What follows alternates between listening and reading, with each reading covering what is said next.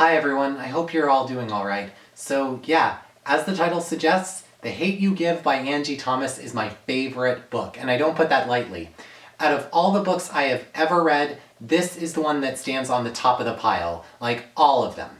And I bet in several years' time it will still be there. And now, there was another book I read several years ago that turned me into a bookaholic in the first place. Without that book, I would never have picked this one up. And there are several other books I've read that have changed my life, given me brand new views on so many things, including this one, definitely. But The Hate You Give, it is, in my opinion, like the most perfect, the most important, the most revolutionary, and the most deserving of praise out there, if you ask me. And in the wake of George Floyd's despicable and horrifying murder, and Donald Trump's disastrous and despicable decisions and declarations, while we're living in a world that where they are protesting police brutality that is so terrifying.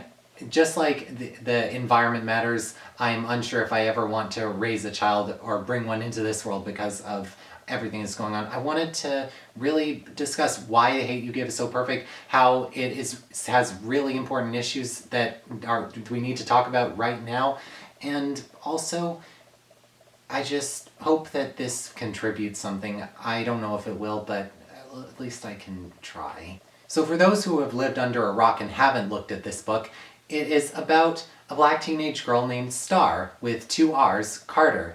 And she and her family live in this neighborhood called Garden Heights. And for people outside of there, to them, Garden Heights is the slum, the ghettos.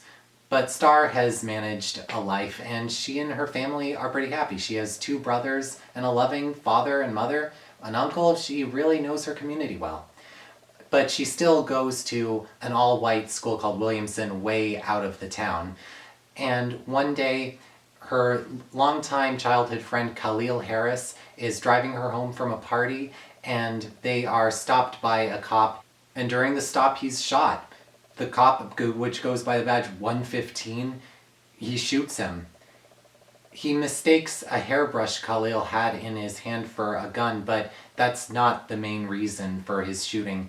The shooting stems from cops and just white people in general, like that cop just being bred to believe the worst in an African-American, Africans everywhere, and to shoot first and ask questions never. And as Star is the only real witness to this shooting, she ends up in the complete spotlight, and the world ends up going completely against her, and she wants to fight. She wants the cop to not get away with what happened, but also she's very terrified about all the circumstances. So the rest of this review is pretty much going to be me talking about very important issues and how The Hate You Give spectacularly brings them up. The first thing I wanted to talk about is a conflict that Star's parents end up having, Maverick and Lisa. You see, Lisa feels that in the wake of all of this, in the wake of protests and police brutality on the rise and all sorts of anger are all around, and people becoming more and more aware that Star was the witness, she feels that the family should move in with Uncle Carlos in a predominantly white neighborhood,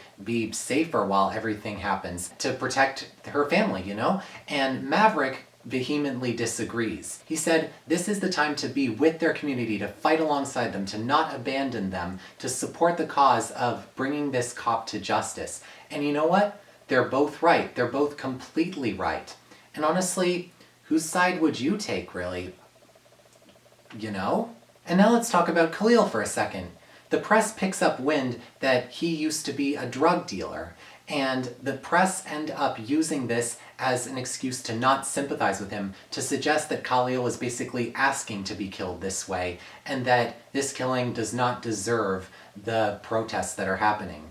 But the truth is that he was only dealing drugs to help his sick mother. You see, his sick mother needed medicine really bad, medicine that was way too expensive, and honestly, the way American healthcare is today, I completely buy that. I bet there are literally millions of stories out there that have transcended generations. I will always support Medicare for all, no matter what. I'm a full-fledged Bernie bro, as the media would put me. And also, but that's another thing for another time. You see, Khalil wasn't able to get a good enough job, primarily because of his race, to be able to pay for this medication, so he ended up having to turn to drug dealing. And honestly, what would you have done? Honestly, I like to think that anyone who feels that they have to do the right thing would end up doing what Khalil did. And also, if anyone would have suggested he go try to talk to someone, honestly, I bet that loads of white people out there are told that the police are always there for them, but with people of color, Star and her brothers, they were given the instructions to always have your hands out in front of each other, just to be taught how not to get arrested or shot. And so I really don't support that argument. But yeah, the media ends up just disregarding this fact. The media just ignores the fact that Khalil was doing this for a reason.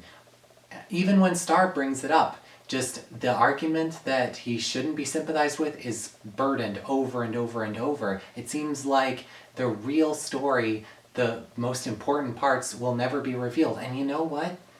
I completely understand that. You see, these days the mainstream media is filled with sponsors of people who do not want to see a difference. They give news media allowances, fees, so long as they do stories edged favorably towards them. And this way, with mainstream media so powerful, it seems like those in charge just never care. They care more about profits, they care more about things staying as they are, even though that means Black people are terrified all the time, are just have to go out into the world accepting that they have to go to war. And the next thing I wanted to talk about involves Star's school, which, shall I remind you, is pretty much completely white. You see, shortly after Khalil's death, Star's classmates end up organizing a walkout, protesting what happened. I mean, on paper, at first glance, that sounds pretty good, except for the fact that these white kids who are protesting, they're not worried about getting hurt by police when they do this. And they seem very self-congratulatory of themselves while they protest during school hours. And the way Star sees it, essentially, Star's friends are using her childhood friend's death as a benefit to them by using him as an opportunity to miss school. And if that's not a punch in the face, then there's no such thing as a punch in the face. Which brings me to my next point. You see, I grew up in a pretty much completely white town, and I still live here as we navigate this pandemic, and I might stay here for a year or two as I sort myself out.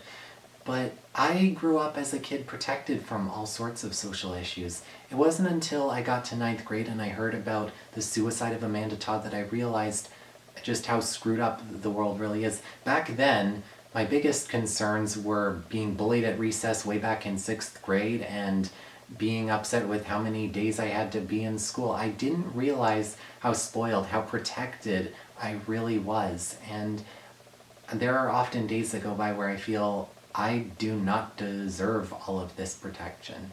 During my last semester at university, we talked about how Black transgender people have to go outside knowing that they're going to war every single day because they have huge targets on their backs that they just never know if they're going to come back home alive. And you know what? I am never going to pretend to understand what Black people go through in predominantly white neighborhoods on a regular basis. I don't even know, if I was a person of color, how I would be treated in my own town, which I grew up in, can't imagine living anywhere else. I realized that people of color in white neighborhoods, they have to worry about being suspicious for so many different stupid things. Like by being in a large group, or standing around on their phone, or wearing too expensive looking clothing, or driving an overly expensive car. So many white people just have it in their heads that that is suspicious and they won't get in trouble for calling the police on them and basically threatening their life. The more I hear about stuff like this happening, the more pathetic I feel inside. The more I feel embarrassed to show my face in these sort of situations. Now, I have a fair amount of friends who are people of color, and I love all of them. And deep down, I know they don't think that way of me, but for strangers, I can imagine it would be a completely different story. I promise I will never pretend to understand what they're going through. And now let's talk about the ending of this book. this is some obvious spoilers, but Khalil's killer ends up not being charged, and we hear about this through a tiny radio broadcast on a car ride. The broadcaster basically says that the officer will not be charged, and then goes on some sort of hillbilly discussion about something else on the news, and then saying, coming right up, you know? And that really was a punch in the face. But you know something? Obviously, I really wanted Khalil's killer to end up behind bars as I was reading this book. But this book put me in the shoes of someone in a horrifying circumstance, in a family torn completely apart, and then to hear that the government, the people in charge, weren't going to do anything about this, I realize now that, well, that happens all the time. And we read a lot of books with very happy endings, so much so that we sometimes think that there's no way the evil corporation, there's no way the robber, there's no way that the corrupt officer can get away with this.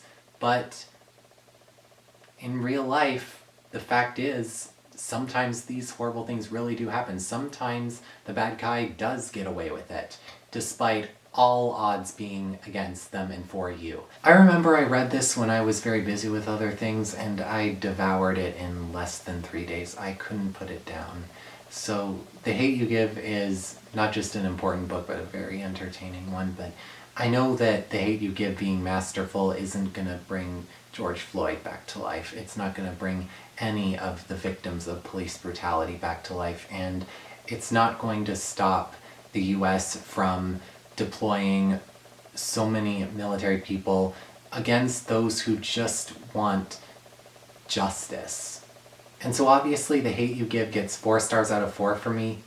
Black Jesus gave us Angie Thomas, and Angie Thomas gave us The Hate You Give.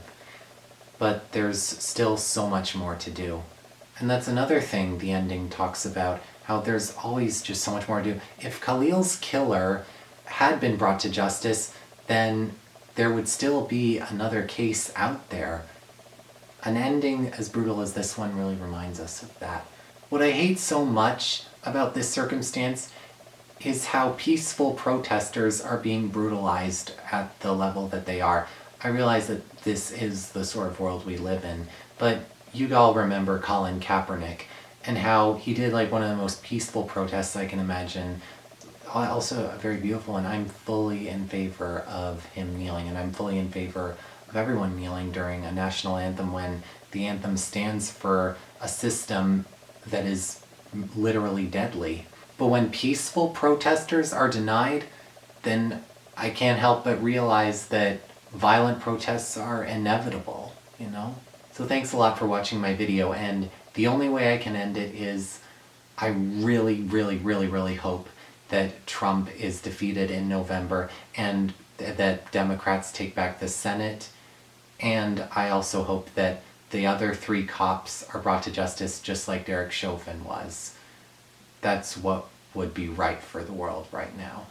It really would.